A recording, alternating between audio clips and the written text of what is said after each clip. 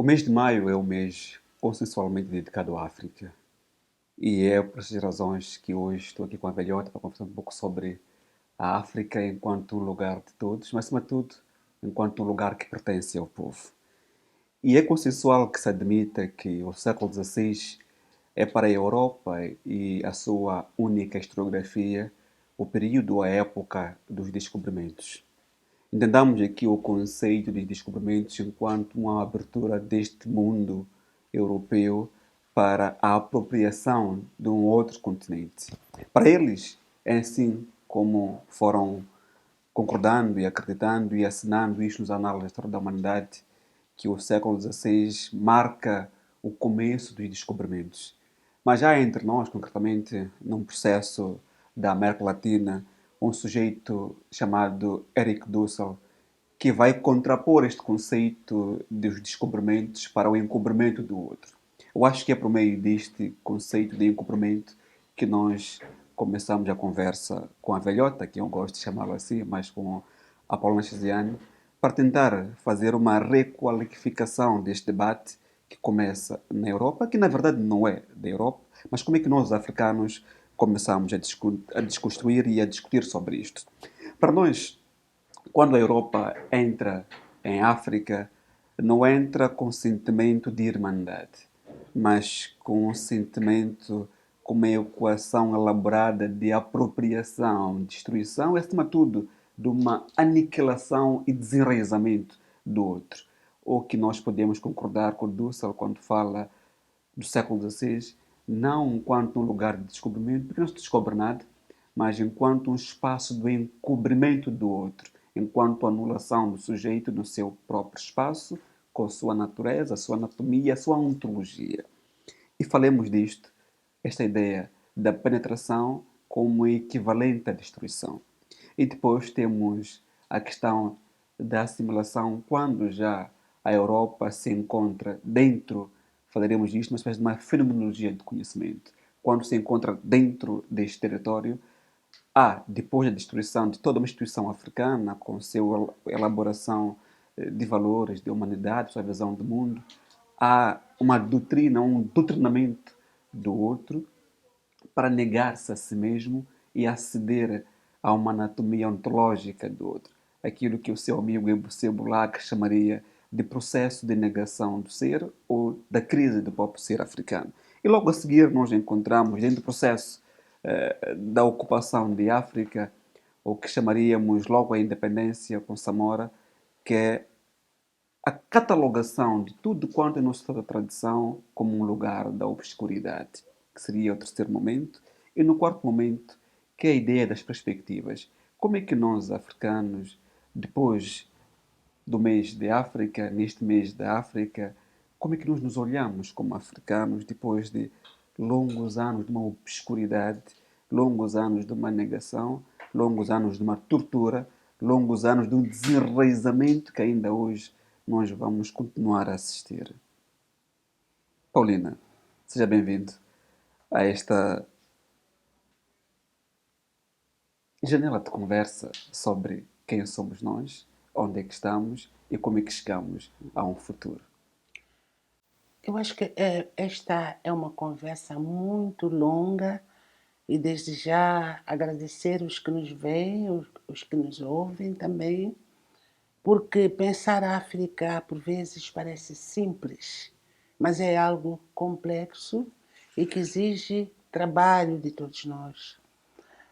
Tenho participado em datas comemorativas do Dia da África e é muito comum nós fazermos a festa e gritar o nome da África, fazer a gastronomia, fazer o desfile de moda e falar de superficialidades, desculpa, repito, falar de superficialidades e de vez em quando repescar uma ideia, um pensamento de um filósofo, de um guerreiro de libertação de uma determinada época.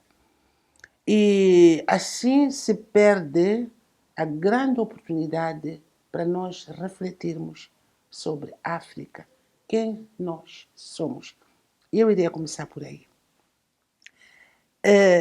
O Dionísio Baúli disse, e muito bem, primeiro foi a penetração. Por que eles penetraram a África?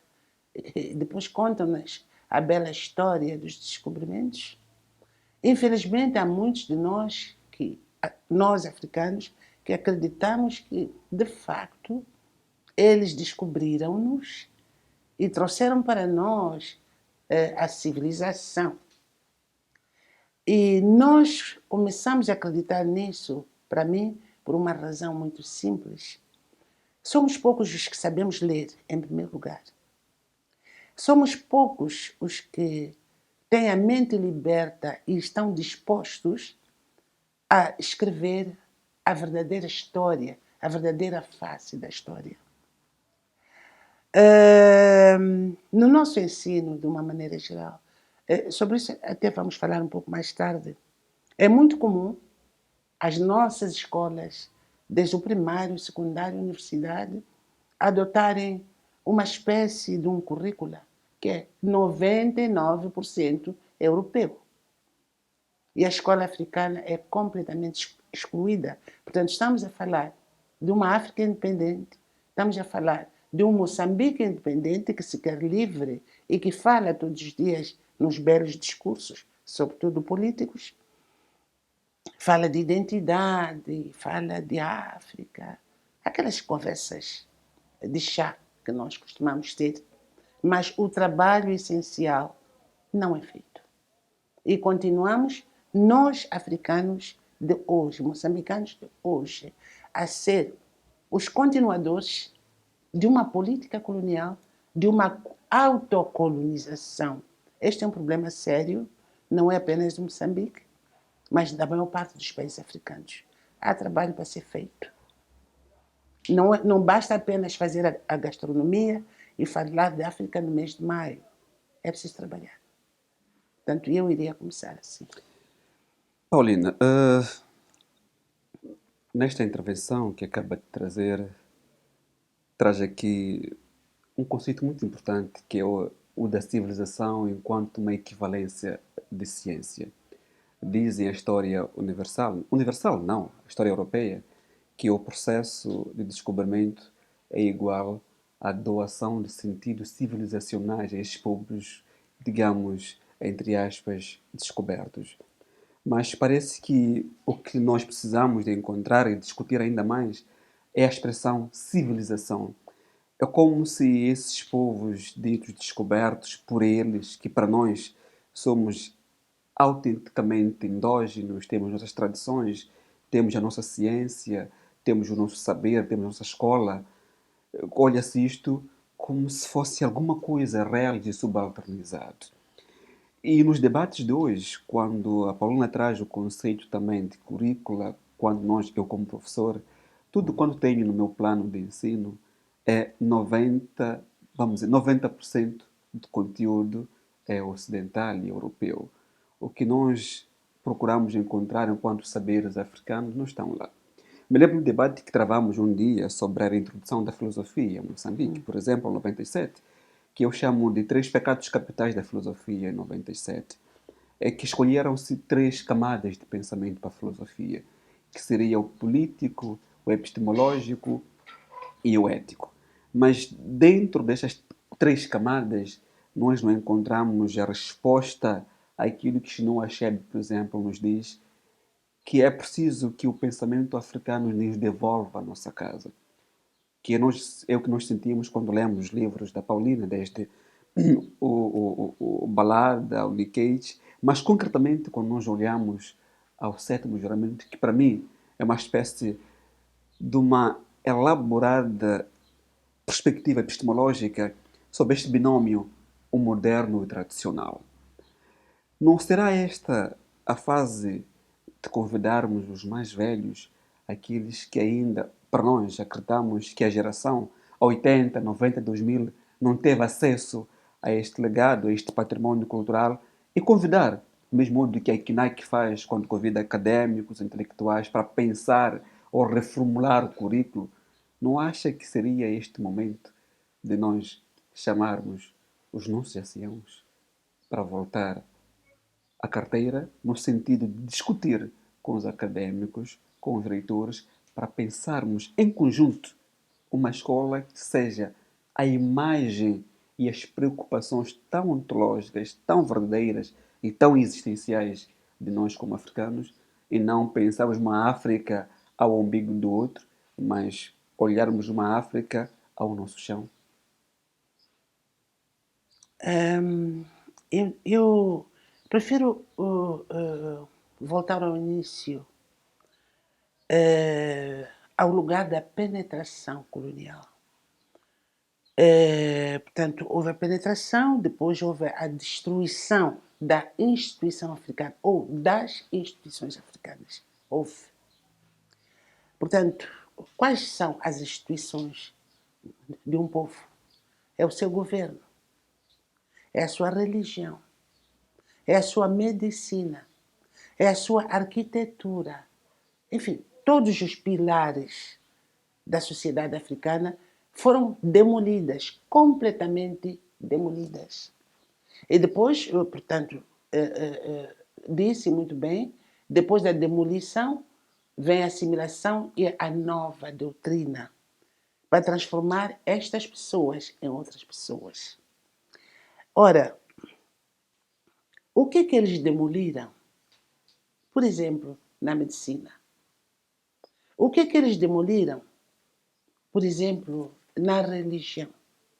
O que é que eles demoliram? Para depois nos ensinarem a diabolizarmos-nos a nós próprios.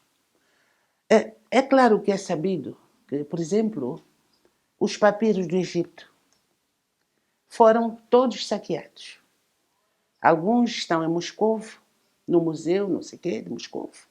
Os outros estão na Inglaterra, os outros estão em Paris.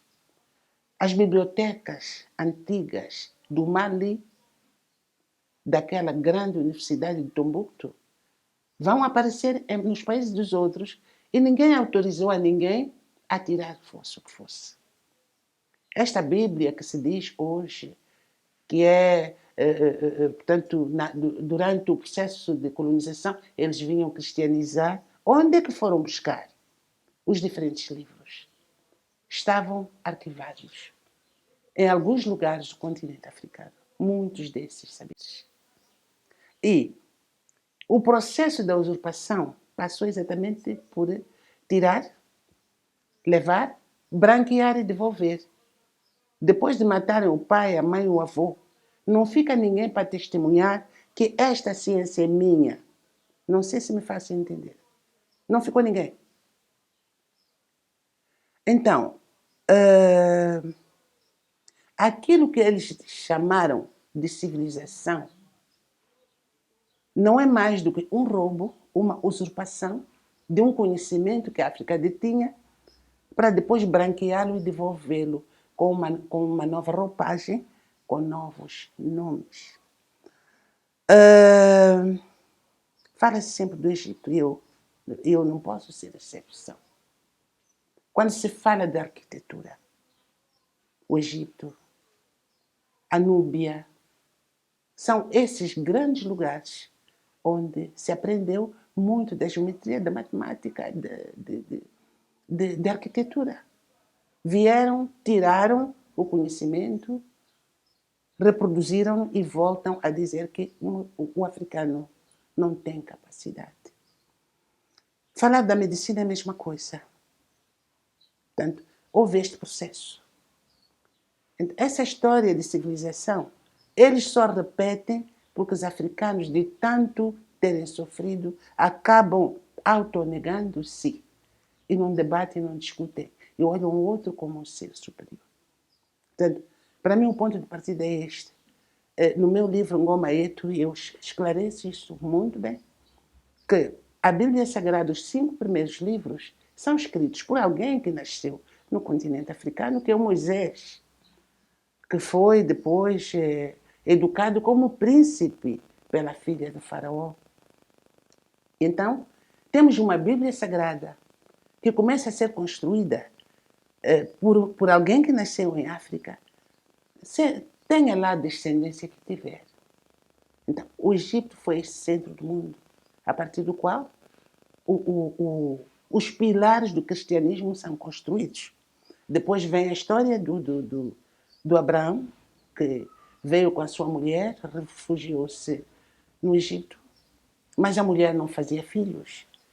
E depois teve, o Abraão tem o seu primogênito, filho primogênito, com a escrava negra Agar.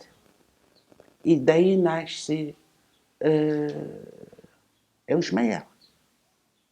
Acho que sim. Que é lá onde começa o Islã. É o Ismael, que é considerado o pai da nação islâmica. Nota bem, a base do islamismo, a base do cristianismo vieram do continente africano. Mas hoje a religião já vem de Roma.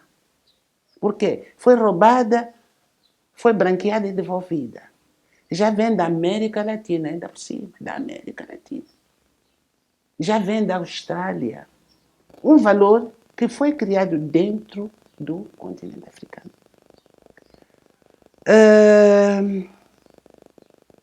Falou de ciência há pouco tempo. E depois falou também, fala-se muito do mundo tradicional e do mundo moderno. Eu tenho muitas dúvidas e tenho muitas dificuldades em entender o que significa moderno e o que significa tradicional. Tenho dificuldades. Porque, algumas vezes, aquilo que se diz moderno hoje é uma réplica daquilo que era considerado diabólico na chegada dos colonos. Há muitas coisas. Hoje, as verdades, cada dia mais começam a revelar-se. Falei, portanto, da religião. Deixa-me falar da medicina, que é também uma outra área que me apaixona. Temos relatos históricos ao longo de todo o continente africano sobre processos de cura. E quando a invasão colonial penetra em África, nós encontramos dentro do nosso... Aliás, eles encontraram gente forte, gente cheia de saúde. Quem é que cuidava do povo antes da penetração e da imposição da medicina ocidental? Quem? E hoje, quando nós falamos da nossa medicina, aparecem logo uns nomes assim. Porque a medicina moderna e a medicina tradicional. Gosto muito de discutir este tema de medicina, porque a medicina moderna é considerada ciência e a medicina tradicional é considerada diabólica ou empírica. Mas esta medicina curou e continua a curar o seu povo. Ora, para entendermos melhor o meu ponto de vista, eu gostaria de dizer o seguinte. Por exemplo, quando se diz medicina tradicional chinesa, todo mundo respeita. Todo mundo corre para lá. Todo mundo faz as consultas da medicina tradicional chinesa. Quando se fala da medicina oriental, todo mundo respeita a medicina tradicional do Oriente, incluindo os próprios moçambicanos. Mas, quando se fala da medicina tradicional africana, as pessoas viram a cabeça para o lado e começam a considerá-la diabólica. Por quê? Que fenômeno é este? Estou a falar da questão ciência. Há aquela ciência, considerada do mundo moderno, mas todos os povos e todas as culturas têm a sua sabedoria e a sua ciência. E eu costumo também fazer a seguinte reflexão. O mundo dito moderno, o mundo dito tecnológico, evoluiu muito, e ainda bem. Temos, por exemplo, estou a falar da medicina, temos aparelhos extraordinários para ver o que tem por dentro, as doenças, os diagnósticos, etc. Temos tudo isso. E as técnicas disto, daqui, temos. Mas quando chega a hora da cura, o que é que cura o ser humano? É a máquina ou é o remédio? E esse remédio de onde vem? Vem dos trópicos. as melhores plantas medicinais, está reconhecido que vem dos trópicos. E quem são os trópicos? Somos nós. Trópico de Câncer, Trópico de Capricórnio. Depois pode sair daqui um bocadinho para as Américas, vai encontrar os trópicos. Portanto, aquilo que se diz moderno traz a máquina. Aquilo que se diz tradicional traz o remédio. Quem cura? É a máquina ou o remédio? Não sei se fiz confusão. Para dizer o seguinte, deixa-me só terminar.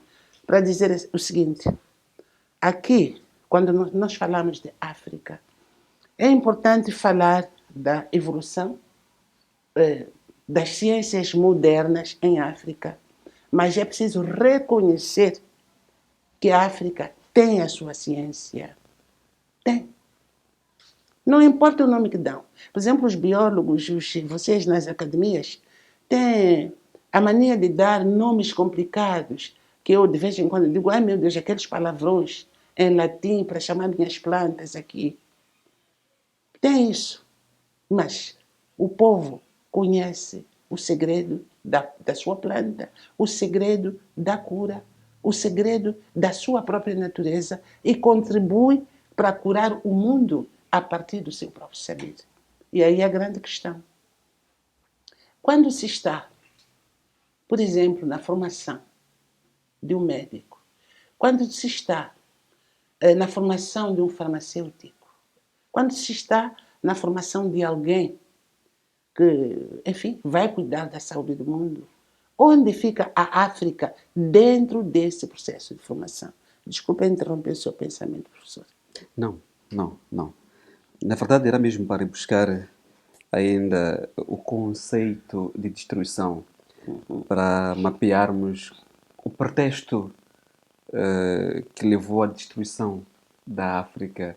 Quando digo a destruição da África, falo aqui das suas instituições, a política, a cultural, a científica, a medicinal. Há quem diga também que era para fragilizar este mesmo povo, como a velhota já disse, que quando o Ocidente e a Europa penetraram em África, antes dessa religião, digamos, e dessa tal medicina que eles dizem, medicina moderna, encontraram os homens africanos fortes. E se os encontraram fortes, é porque havia aqui alguém que os cuidava. E esta coisa que cuidava, que tornava os homens fortes, é um conhecimento que, querendo mesmo repetir o que a velhota disse, que foi roubado, foi usurpado, foi branqueado e depois devolvido. O pretexto é de fragilizar. Conseguiram fragilizar, porque hoje, quando olhamos para aquilo que é a nossa ciência africana, nós temos vergonha. Mas conseguimos correr atrás da ciência tradicional chinesa, a oriental, mas a nossa ciência tradicional africana, moçambicana, e em particular, ainda não tem um grau de um certo respeito. Será isto mazelas ou o processo foi tão conseguido de assimilação? Não vou mentir, o processo colonial foi muito violento e o processo colonial foi bem sucedido. Transformaram o africano em qualquer outra coisa que não ele. Portanto, nós somos produto de uma colonização brutal, desumana, a tal ponto que temos medo de reconhecer o nosso próprio valor. Já falei disso várias vezes. Todo africano que se afirma como africano é mal visto, chamam-lhe nomes, é considerado aquele indivíduo retrógrado. E passamos a vida a fazer discursos africanistas usando o conhecimento do outro. Isso me incomoda. Quando se vai, por exemplo, nas aulas de filosofia, de história, mesmo agora, na celebração do Dia da África, é tudo a mesma coisa. Repetir o que foi dito por Martin Luther King nas Américas. Repetir o discurso do Frantz Fanon. Repetir o discurso do Patrício Lumumba, do Eduardo Mondlane. e não fazer nada. É mês da África, é dia da África, então vamos recordar. Ei, o que estou a tentar dizer agora, vamos refletir e vamos trabalhar. Por exemplo, um Amílcar Cabral, ele fez o que tinha que fazer. Deixou-nos como legado este país livre, independente. Independência não é apenas a terra. Independência é também o homem e a libertação da sua mente. O que acontece com muitos de nós, formamos-nos, ficamos repimpados nas nossas cátedras e julgamos-nos grandes senhores do saber e da ciência. Mas a ciência do outro e a tua, onde é que está? E onde é que está essa vontade de lutar por resgatar esse valor e esse conhecimento? Voltando à questão da medicina, recordo-me há uns anos atrás, acho que lá vão 4, 5 anos, em que os membros da Ametramo me contactaram. Não, desculpa. Uma universidade da Índia me contactou, procurando saber se eu conhecia alguma curandeira que tivesse o grau de 12ª classe. Achei aquilo muito estranho, muito interessante também. Bem, peguei-me, comecei a andar e consegui, pelo menos, descobrir 2 mulheres curandeiras que já tinham o nível de 12ª. E eles conseguiram mais de alguém, um homem, para irem à Índia especializar-se em quê? Uma foi se especializar em bioquímica, porque ela, como curandeira, tem que saber como lidar com os processos químicos. A outra foi fazer botânica. E o senhor parece que foi fazer qualquer coisa de uma engenharia ligada ao processamento das plantas naturais para não perderem as suas qualidades.